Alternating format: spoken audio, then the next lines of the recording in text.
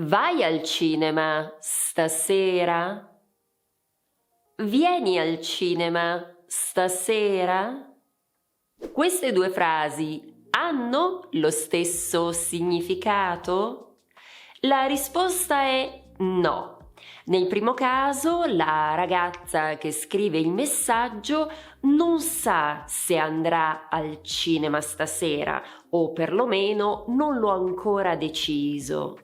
Nel secondo, la ragazza andrà al cinema e chiede a un'amica di andarci insieme. Come vedi, è molto importante capire quando dobbiamo usare andare e quando dobbiamo usare venire. Ciao, io sono Eli e aiuto gli studenti di italiano a parlare in modo sicuro e fluente. Ma da che cosa dipende la scelta del verbo?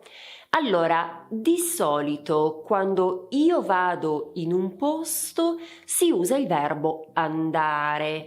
Ad esempio posso dire vado al ristorante o vado al negozio o ancora vado alla posta o magari vado negli Stati Uniti.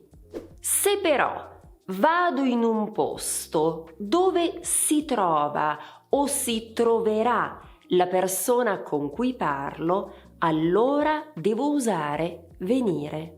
A proposito, visto che stiamo parlando di due dei verbi più frequenti in italiano, vorresti conoscere gli altri 98?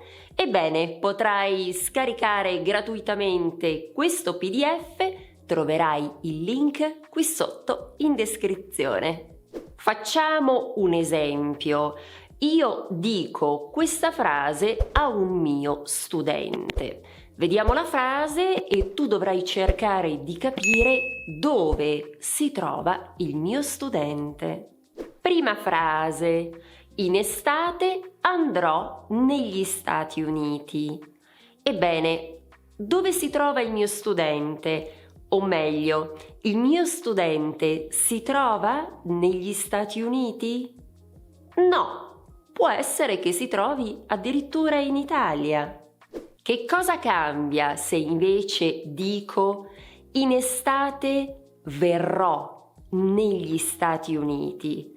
In questo caso, dove si trova il mio studente? In questo caso si trova negli Stati Uniti. Credo che questa immagine possa essere molto chiarificatrice. Ma facciamo un secondo esempio. Se parlo con qualcuno e dico vado in biblioteca, che cosa significa? Che probabilmente andrò da sola in biblioteca, perché la persona con cui parlo non è o non sarà in biblioteca. Se invece dico verrò o vengo in biblioteca, in questo caso significa che il mio interlocutore, cioè la persona con cui sto parlando, sarà lì, sarà in biblioteca. Ricorda che il verbo venire si usa anche per fare degli inviti. Per esempio posso dire vieni al cinema, vieni con me al mare, vieni a cena. Un errore che sento spesso è questo.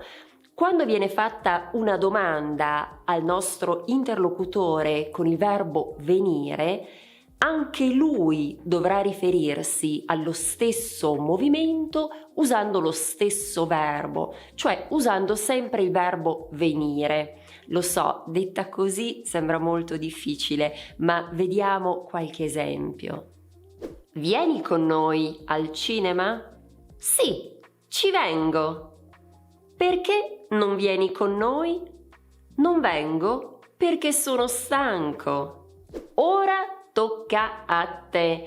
Ti chiedo di scrivere un esempio con andare o con venire qui sotto nei commenti. E se sei arrivato o arrivata fino a qui, puoi anche scrivere l'una qui sotto.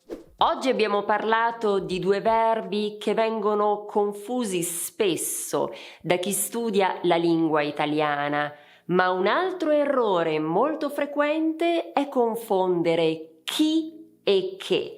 Ma per questo c'è una facile soluzione.